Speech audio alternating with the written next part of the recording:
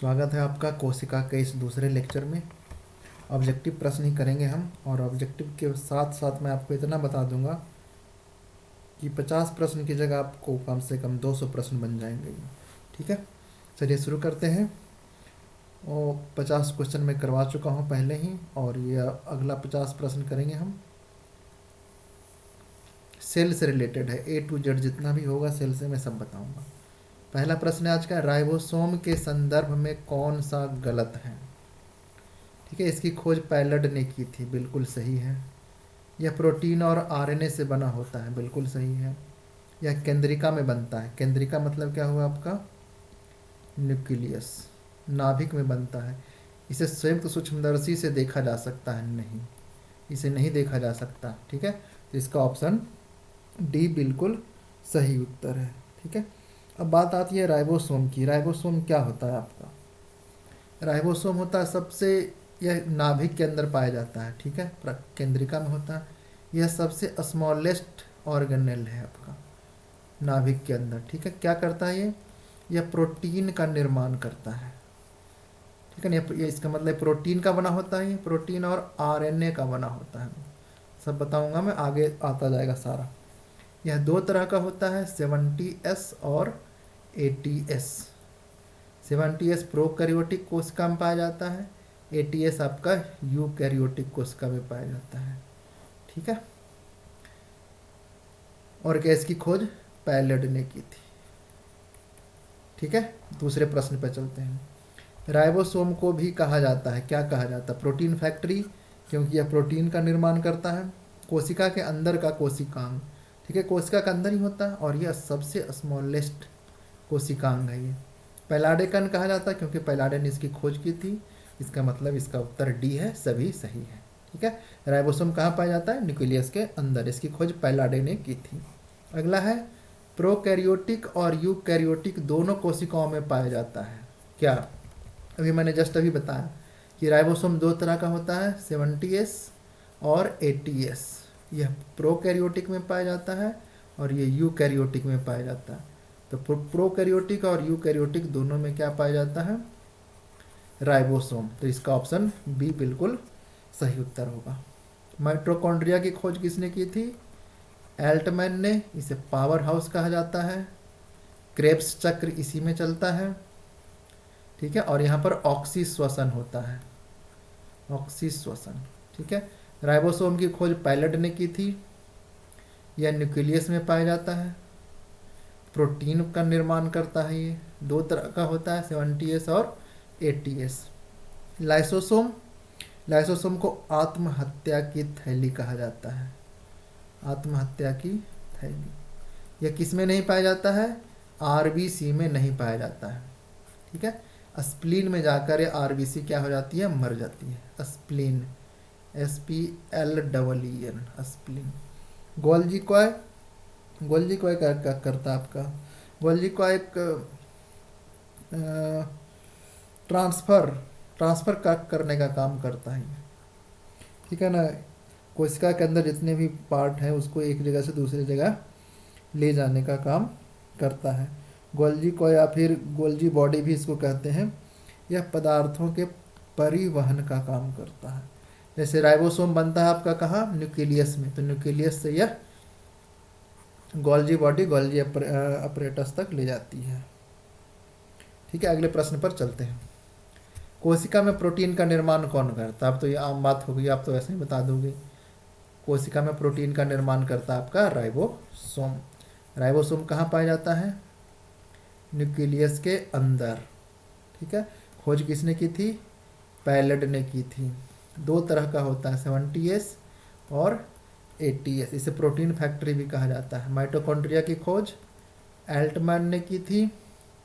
Oxy श्वसन होता है इसमें। ठीक है, इसके अंदर DNA भी पाया जाता है आपका, राइबोसोम भी पाया जाता है इसके अंदर। इसके अंदर कौन सा राइबोसोम पाया जाता है? माइटोकॉन्ड्रिया के अंदर 80 नहीं, माइटोकॉन्ड्रिया के अंदर 70S राइबोसोम पाया जाता है। ठीक है, गोल्जी कॉय, कैमिलो गोल्जी ने इसकी खोज की थी। Camillo Golgi. ठीक है, परिवहन का ये काम करता है। और केंद्रक न्यूक्लियस जानते ही हो आप। ये यह सबसे बड़ा कोशिका के अंदर का सबसे बड़ा अंग है। इसे कोशिका का दिमाग भी कहा जाता है। ठीक है, खोज किसने की थी? रॉबर्ट ब्राउन ने केंद्रक की खोज की थी। अगला है अंतःप्रद्रव्यी जालिका अनुपस्थित है किसमें? देखिए, अंतःप्रद्रव्यी जालिका जो है ना आपका लाल रक्त कोशिका में अनुपस्थित है। लाल रक्त कोशिका में और क्या अनुपस्थित होता है आपका? अभी मैंने बताया लाल रक्त कोशिका में क्या अनुपस्थित होता है, पीछे देख लेते, मैं तो भूल ही जाता हूँ यार। लाल रक्त कोशिका में आपका लाइसोसोम अनुपस्थित होता है। लाल रक्त कोशिका में लाइसोसोम को क्या कहा जाता है?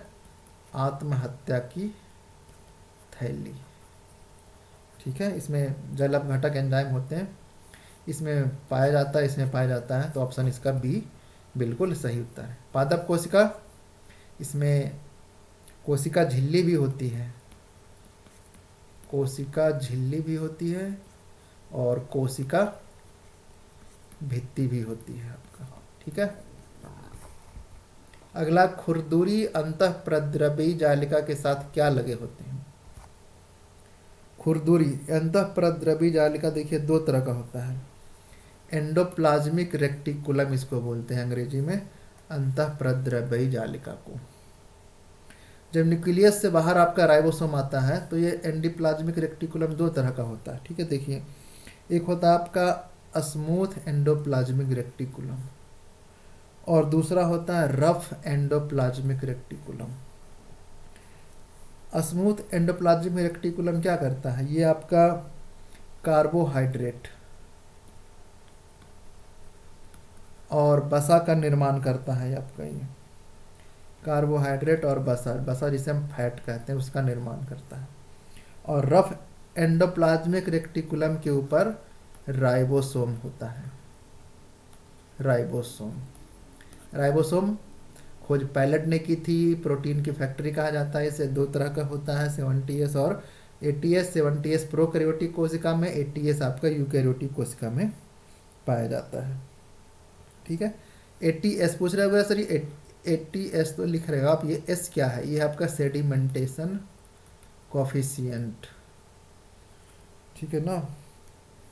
ठीक है, तो खुरदुरी तो रफ यही हो गया आपका। खुरदुरी अंतःप्रद्रव्यी जालिका पे क्या होता है आपका? राइबोसोम। लाइसोसोम के बारे में बता चुका हूँ, माइटोकॉन्ड्रिया बता चुका हूँ, केंद्रिका बता चुका हूँ। ऑप्शन बी इसका सही उत्तर है। अगला है अंतःप्रद्रव्यी जालिका की खोज किसने की थी? ये वही है एंडोप्लाज्मिक रेक्टिकुलम, दो तरह का मैंने बता दिया सारा। इसकी खोज की थी पोर्टर ने। अल्टमैन ने किसकी खोज की थी? माइटोकॉन्ड्रिया की। माइटोकॉन्ड्रिया का पावर हाउस कहा जाता है।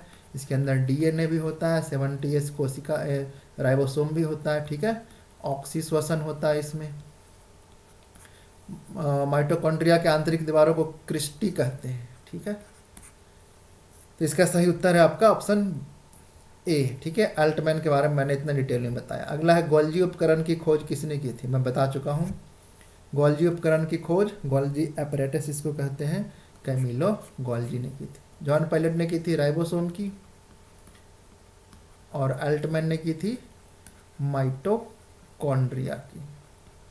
ठीक है, फिर से मैं दोबारा नहीं बार बार बताऊंगा। ऑप्शन इसका ए बिल्कुल सही उत्तर है। राइबोसोम को पायलट कण भी कहते हैं, 70S 80S प्रोटीन निर्माण की फैक्ट्री। माइटोकॉन्ड्रिया श्वसन होता है, पावर हाउस कहते हैं। 70S को राइबोसोम पाया जाता है, ऑक्सी श्वसन होता है। अल्टमैन ने खोज की। कितना बताऊं? अगला आपका एंडोप्लाज्मिक रेक्टिकुलम अंतःप्रद्रव्यी जालिका में संश्लेषित पदार्थ किस में पैक कर लिए जाते हैं? ये आपके पैक कर लिए जाते हैं गोल्जी उपकरण में। देखिए क्या होता है, जैसे कि एंडोप्लाज्मिक रेक्टिकुलम है, ये तो दो तरह का हो गया, स्मूथ एंडोप्लाज्मिक रेक्टिकुलम और रफ एंडोप्लाज्मिक रेक्टिकुलम। इस पर आपका क्या होता है? इसके ऊपर छोटा छोटा राइबोसोम होता है। ठीक है, अब इसमें से क्या होता है आपका? गोल्जी उपकरण क्या करता है? गोल्जी उपकरण राइबोसोम को पकड़ता है और जहां इसको ले जाना है वहां वो चला जाता है। तो किस में पैक हो गया ये? गोल्जी एपरेटस में। इसी को गोल्जी उपकरण कहते हैं। लाइसोसोम बता चुका हूँ, राइबोसोम बता चुका हूँ, कोशिका भित्ति, पादपों में पाई जाती है, सेलुलोज की बनी होती है, मजबूत होती है ये, ठीक है। ऑप्शन डी इसका सही उत्तर है। लाइसोसोम का निर्माण कौन करता है? लाइसोसोम का निर्माण आपका ही गोल्जी उपकरण करता है, ठीक है। नाभिक के बारे में बता चुका हूँ, रॉबर्ट ब्राउन ने खोज किया था, ठीक है। यह सबसे बड़ा भाग होता है किस कोशिका का इसको दिमाग भी कहते हैं। राइबोसोम प्रोटीन का निर्माण करता है, प्रोटीन फैक्ट्री कहा जाता है। पैलेड ने खोज किया था। 70S 80S दो तरह का होता है ये, ठीक है। स्मूथ एंडोप्लाज्मिक रेक्टिकुलम कार्बोहाइड्रेट और फैट का निर्माण करता है, ठीक है। गोल्जी उपकरण लाइसोसोम का निर्माण करता है। लाइसोसोम रेड ब्लड सेल में नहीं पाया जाता है, ठीक है। अगला है गोल्जी उपकरण का काम नहीं है। क्या काम नहीं है? जटिल शक्कर का निर्माण करना, ठीक है, करता है। लाइसोसोम का निर्माण करना नहीं। कोशिका भित्ति और ईवी निर्माण करना। राइबोसोम का निर्माण करना नहीं। राइबोसोम का निर्माण नहीं करना, ठीक है, ये भी सही है। ऑप्शन डी इसका बिल्कुल सही उत्तर है।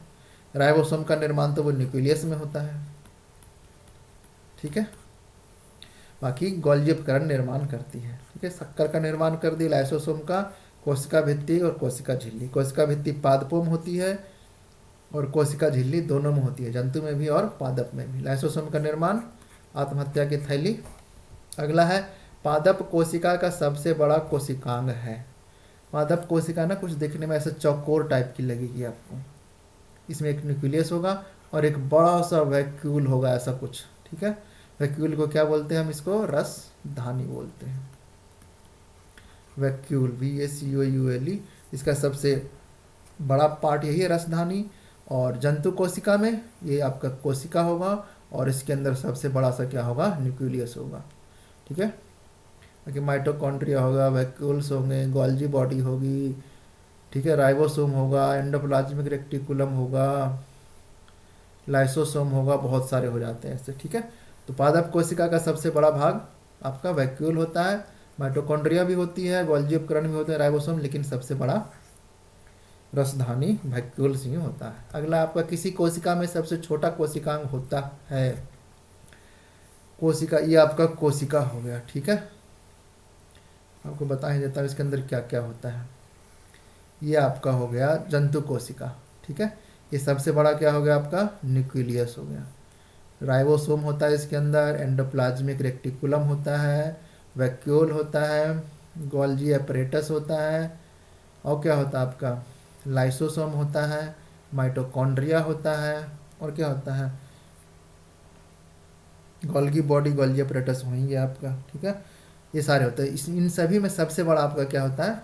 न्यूक्लियस होता है। और ये पूरा जो होता है ना गाढ़े द्रव्य से भरा होता है, जिसे हम प्रोटोप्लाज्म कहते हैं। न्यूक्लियस के अंदर भी होता है जिसे न्यूक्लियस प्लाज्म कहते हैं, और साइटोप्लाज्म हम लोग कोशिका के अंदर को, दोनों को मिला करके हम लोग कहते हैं प्रोटोप्लाज्म। इसे जीवन का भौतिक आधार भी कहा जाता है। हेक्सले ने कहा था ये प्रोटोप्लाज्म जीवन का भौतिक आधार है। किसने कहा था? हेक्सले ने। इसका सही उत्तर आपका राइबोसोम है। केंद्रक के बारे में बता चुका हूँ, रॉबर्ट ब्राउन ने खोज की थी। सबसे बड़ा पार्ट है, कोशिका का दिमाग कहा जाता है इसको, ठीक है। माइटोकॉन्ड्रिया में DNA पाया जाता है अपना, 70S राइबोसोम भी पाया जाता है।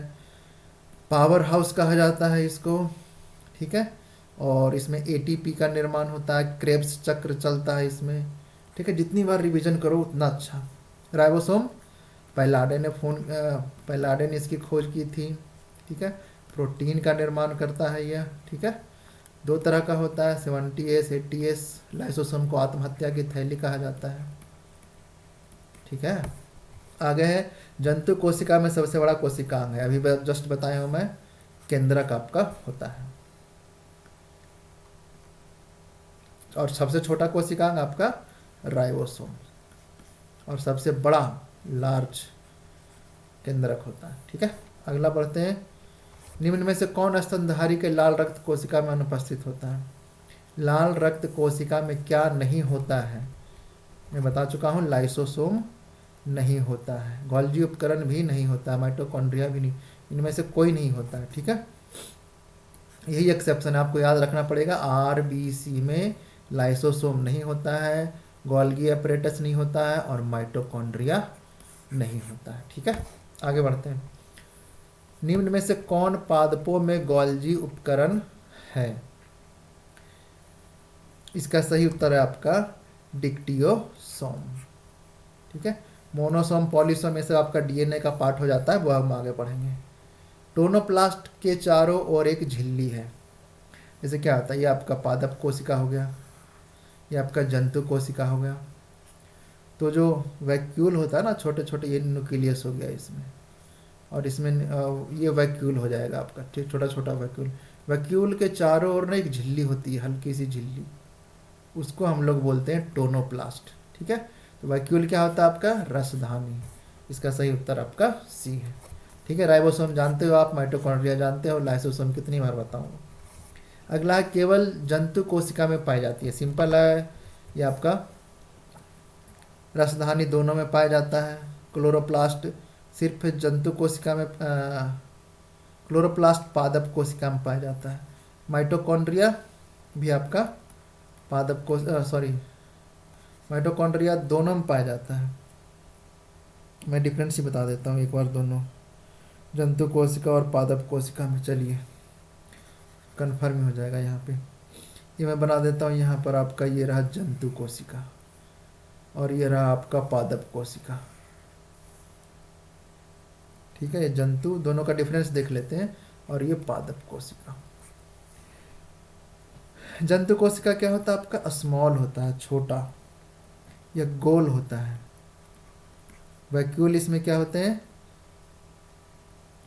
छोटे होते हैं, छोटे। और इसमें सीलिया होता है आपका, सीलिया चारों ओर जो बाल होते हैं ना, उसको सीलिया बोला जाता है।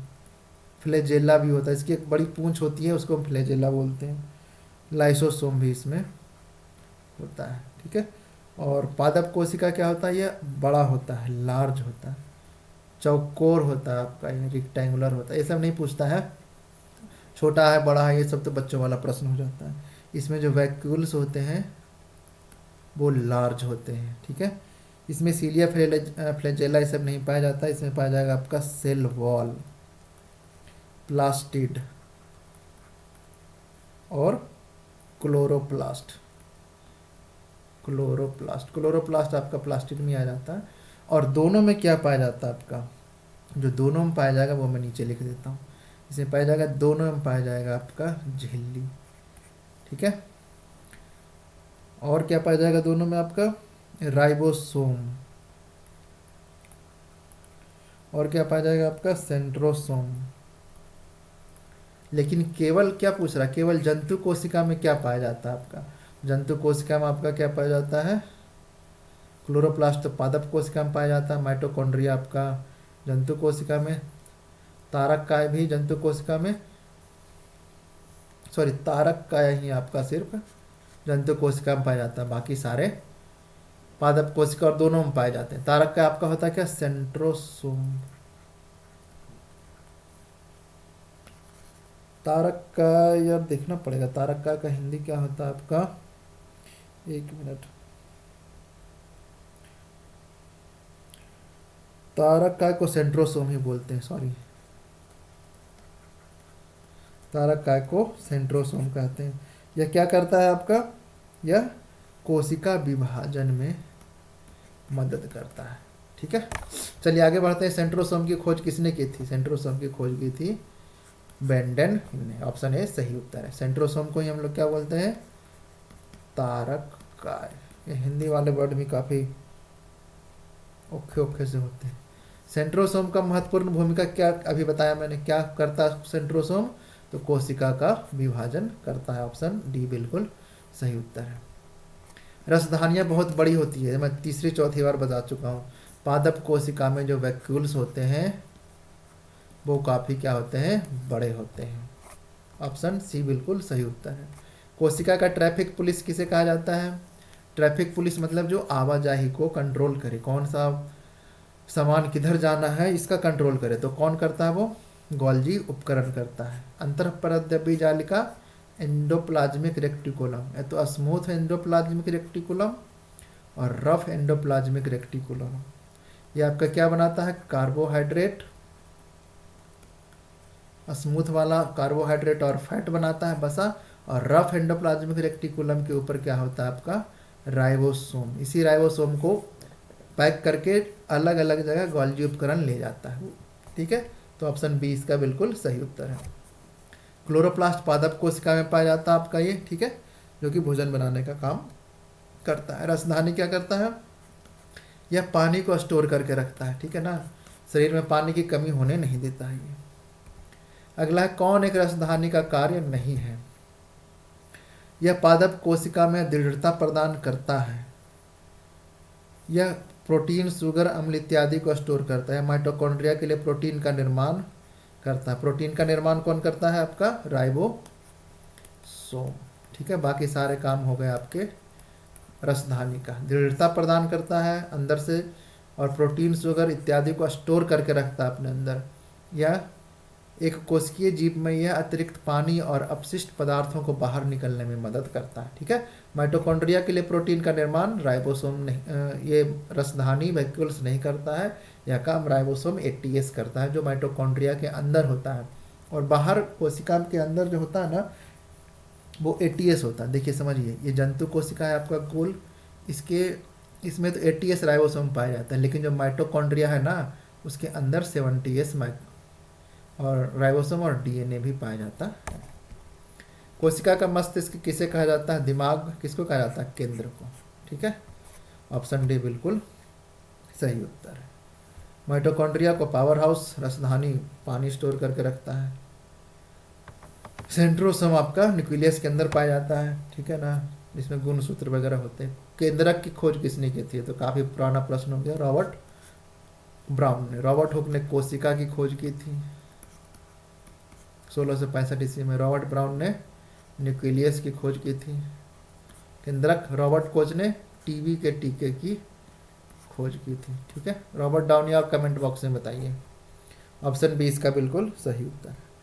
किसमें वास्तविक केंद्रक का अभाव होता है, देखिए प्रोकैरियोटिक और यूकैरियोटिक दो तरह का ही कोशिका होता है।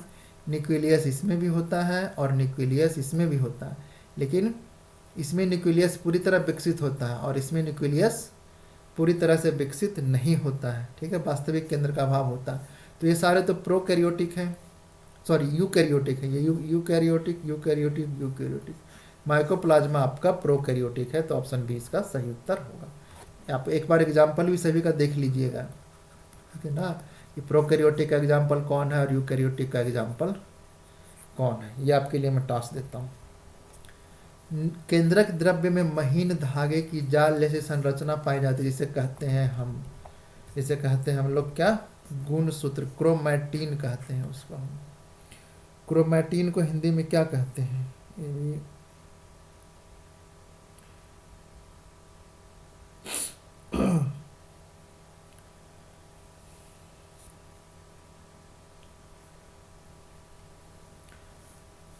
केंद्रक द्रव्य आपका हो गया क्या, सेल, और इसके अंदर आ गया ये न्यूक्लियस। न्यूक्लियस के अंदर बहुत सारे महीन धागे ऐसे होते हैं आपके, ठीक है ना, इसको हम लोग क्या कहते हैं, क्रोमैटिन। ठीक है, समझ में आ गया। अगला है आपका डीएनए का पूर्ण रूप क्या है। डी से हो गया आपका डिऑक्सी राइबो सीधा बोल देते हैं इसको, न्यूक्लिक एसिड। ऑप्शन ए बिल्कुल सही उत्तर है। और राइबोन्यूक्लिक एसिड को क्या कहते हैं, आरएनए।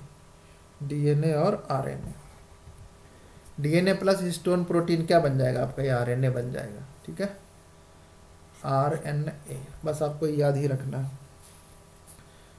ये क्या होता है, गुणसूत्र के अंदर क्या होता है, डीएनए, सॉरी, और डीएनए के अंदर क्या होता है आपका जीन, या मैं गलत बता रहा हूँ, गुणसूत्र के अंदर होता है जीन और जीन के अंदर होता है डीएनए। ठीक है, जो क्रोमोसोम होता है आपका, चलिए मैं आपको डिटेल नहीं बता देता हूँ, थोड़ा टाइम लगेगा लेकिन आपको समझ में आ जाएगा। देखिए आपका हो गया न्यूक्लियस, ये आपका हो गया सेल, इसके अंदर हो गया न्यूक्लियस, इसके अंदर ऐसे छोटे छोटे महीन तार जैसे संरचना होती है जिसको हम लोग बोलते हैं क्रोमोसोम। इसको बाहर निकाल कर देखोगे ना तो आपको ऐसा कुछ नजर आएगा। ये क्रोमोसोम है गया आपका, क्रोमोसोम इसको कहते हैं। इसको अंग्रेजी में कहते हैं हम लोग गुणसूत्र। गुणसूत्र की खोज किसने की थी?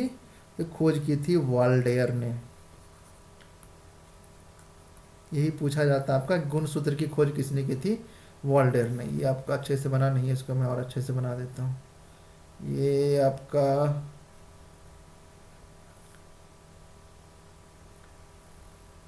हो गया क्रोमोसोम। क्रोमोसोम को अगर खोल कर देखो ना आप, यहाँ पर से मानिए कि थोड़ा सा इसको और जूम करके देखो तो आपको इसमें महीन धागे की संरचना मिलेगी। ऐसे ऐसे संरचना मिलेगी, छोटे छोटे महीन धागे की संरचना मिलेगी। इसको हम लोग बोलते हैं डीएनए। ठीक है, क्रोमोसोम के अंदर होता है आपका डीएनए। डीएनए की खोज किसने की थी? कार्लसबर्ग ने की थी। ये भी आपको याद रखना पड़ेगा। लेकिन इसका जो बेसिक संरचना है ना, वो वाटसन एंड क्रिक ने दिया था, डबल हेलिक्स संरचना। अब इसको भी जूम करके आप देखो तो आपको डीएनए प्राप्त होगा। वो ऐसी संरचना होती है, इसको हम जीन बोलते हैं।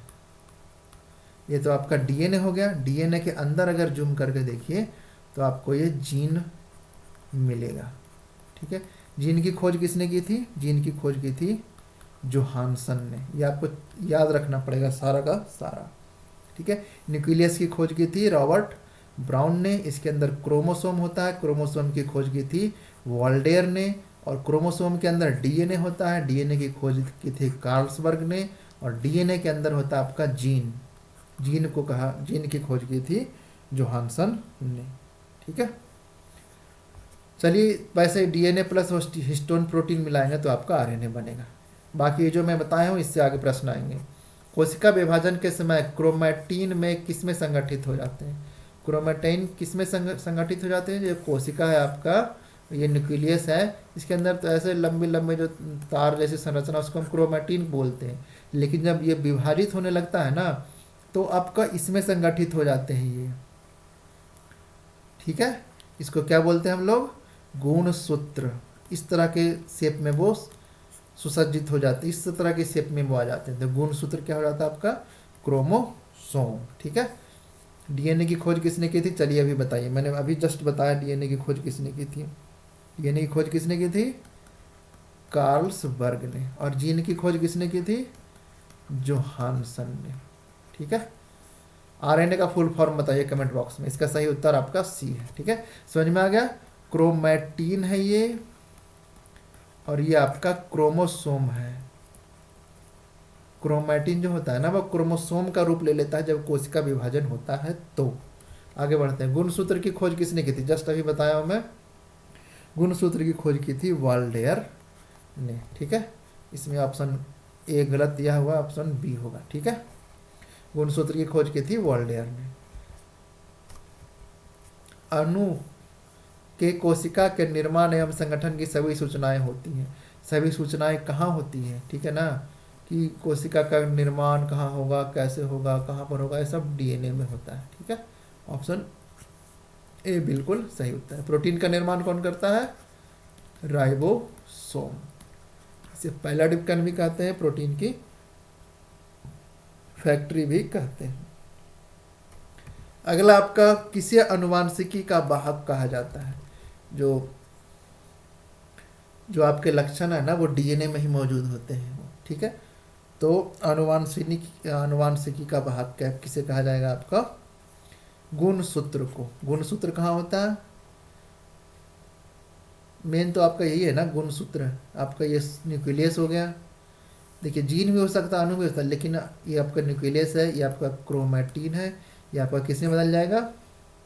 क्रोमोसोम में बदल जाएगा आपका ये।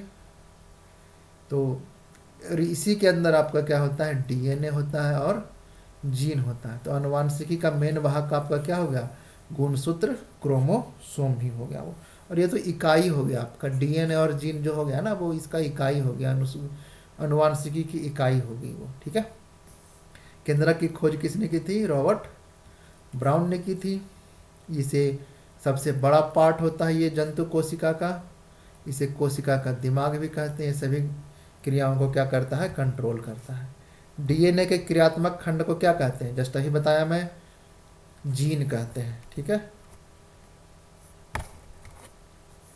को अनुवांशिक पदार्थ, किसको अनुवांशिक पदार्थ कहते हैं, डीएनए को अनुवांशिक पदार्थ कहते हैं। और अनुवांशिक इकाई किसको कहते हैं हम लोग, जीन को। अभी ने बताया पिछले वाले स्लाइड में आपका, फिर से बता देता हूँ। ये सेल हो गया, ये न्यूक्लियस हो गया, क्रोमैटिन हो गया इसके अंदर। क्रोमैटिन जब कोशिका विभाजन शुरू होगा तो ये क्रोमैटिन जो है वो आपका किस में बदल जाएगा, गलत बन गया, क्रोमैटिन जो है ना वो आपका क्रोमोसोम का आकार ले लेगा, वो कि इस तरह आकार में आ जाएगा वो क्रोमोसोम। अब क्रोमोसोम के अंदर ही होगा आपका डीएनए, डीएनए के अंदर होगा जीन। ठीक है। तो क्रोमोसोम अनुवांशिक पदार्थ, इसके अंदर हो गया डीएनए, और इसका जो इकाई है वो आपका हो गया जीन। और सब किसके अंदर होता है आपका, क्रोमोसोम के अंदर। ऑप्शन डी बिल्कुल सही उत्तर है। अगला है, कौन सा एक गुणसूत्र का भाग नहीं है। देखिए गुणसूत्र आपका यही है, ये आपका है गुणसूत्र। अब देखिए इसके बहुत सारे भाग होते हैं, मैं ट्राई करता हूँ समझाने का आपको। गुणसूत्र जो होता है मानवों में वो कितना होता है, 23 जोड़ा होता है, टोटल 46 होता है।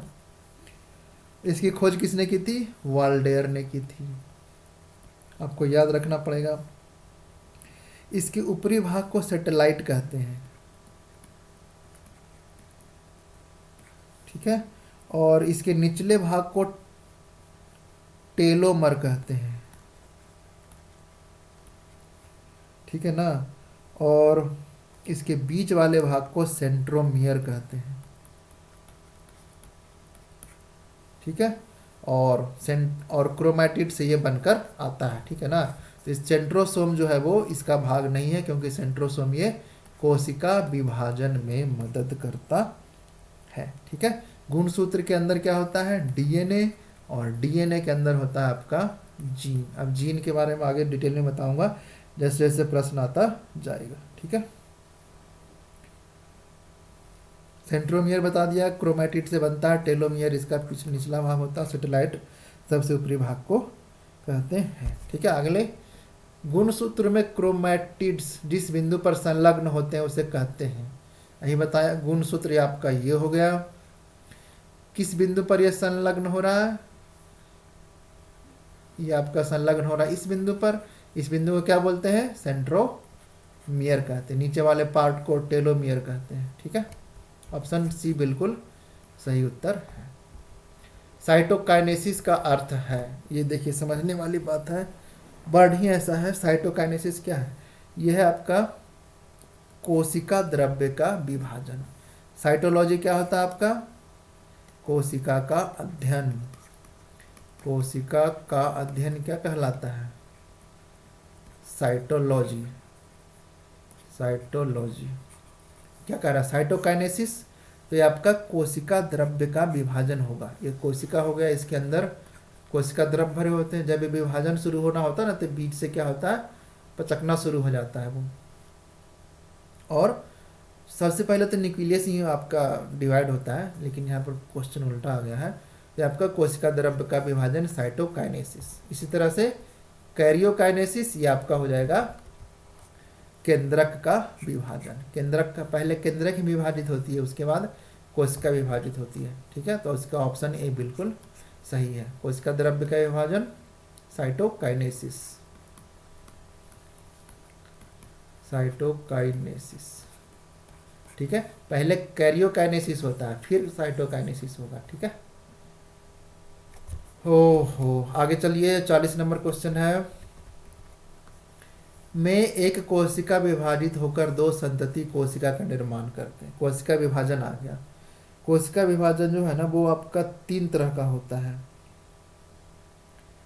देखिए, पहला होता है आपका असूत्री विभाजन। दूसरा होता है आपका समसूत्री विभाजन, अंग्रेजी में भी लिख दूंगा। और तीसरा होता है आपका अर्धसूत्री विभाजन। ठीक है, असूत्री विभाजन आपका सिंपल कोशिका में हो जाएगा, इसको हम बोलते हैं एमाइटोसिस। समसूत्री होता आपका, ये सभी जगह होता है, जंतु कोशिका में सभी जगह होता है। अर्धसूत्री होता आपका जनन कोशिकाओं में। ठीक है, तो एक कोशिका विभाजित होकर दो संतति कोशिका का निर्माण करते हैं, किसमें आपका अर्धसूत्री विभाजन तो होगा नहीं आपका, ये तो आपका न्यूक्लियस का विभाजन हो गया, आपका हो जाएगा समसूत्री विभाजन। ठीक है, समसूत्री विभाजन क्या होता है, इसके 5 चरण होते हैं, ये मैं आगे बताऊंगा। इसके 5 स्टेप्स होते हैं। ठीक है, इंटरफेज, प्रोफेज, मेटाफेज, एनाफेज और टेलोफेज, ये 5 स्टेप होते हैं, मैं आगे बताऊंगा। में एक कोशिका विभाजित होकर 4 संतति कोशिकाओं का निर्माण करते हैं, ये आपका किस में हो जाएगा, अर्धसूत्री विभाजन में। समसूत्री विभाजन 5 स्टेप होते हैं, इसके भी 4 स्टेप होते हैं, इसमें से सभी डिवाइड होते जाते हैं, जैसे पिता मेल हो गया और फीमेल हो गया, दोनों में 23 जोड़ा होता है, 23 जोड़ा, इसमें से टोटल 46 हो गए, 46 इसमें हो गया और 46 इसमें हो गया, जोड़ा लिख देता हूँ मैं, 23 जोड़े। 23 में से तो 44 आपके क्या कहलाते हैं,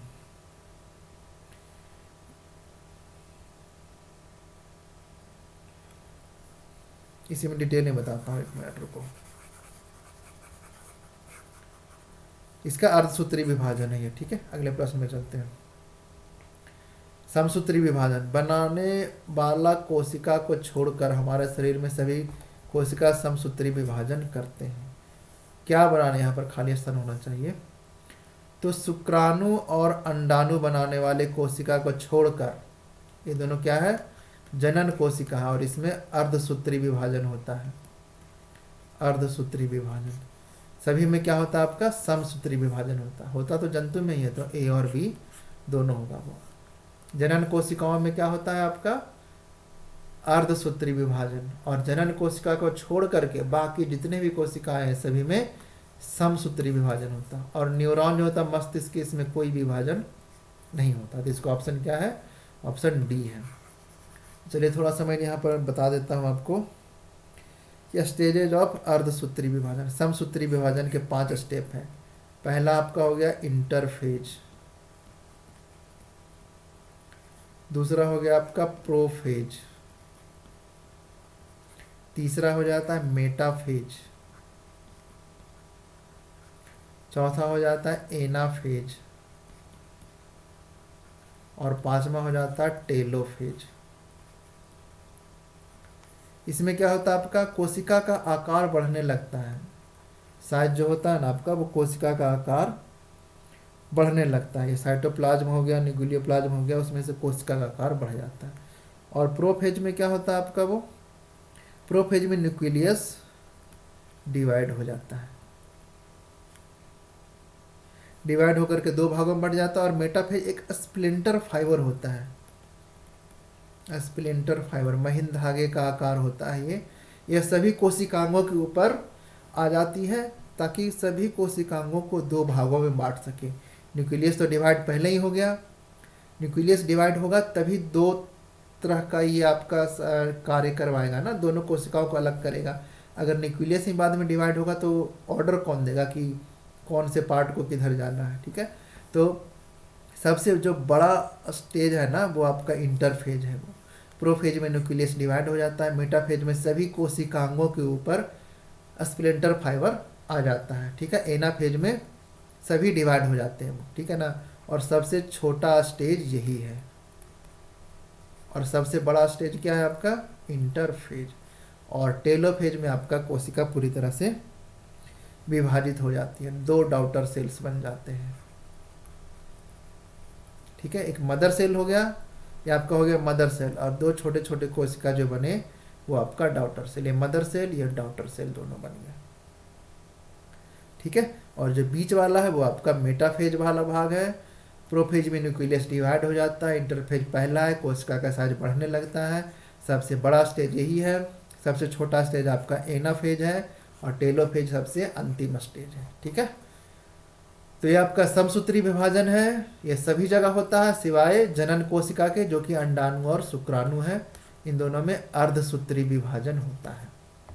ठीक है, एक कोशिका जिसमें गुणसूत्र की संख्या 2n है, समसूत्री विभाजन के बाद गुणसूत्र की संख्या क्या होगी, उतनी ही रहेगी। ठीक है, जितनी है उतनी ही रहेगी, 2n ही रहेगी, गुणसूत्र की संख्या कभी भी चेंज नहीं होगी। मानवों के लिए 46 गुणसूत्र होते हैं, क्या, इसे हम युग्मनज कहते हैं। ठीक है, ऑप्शन सी सही है।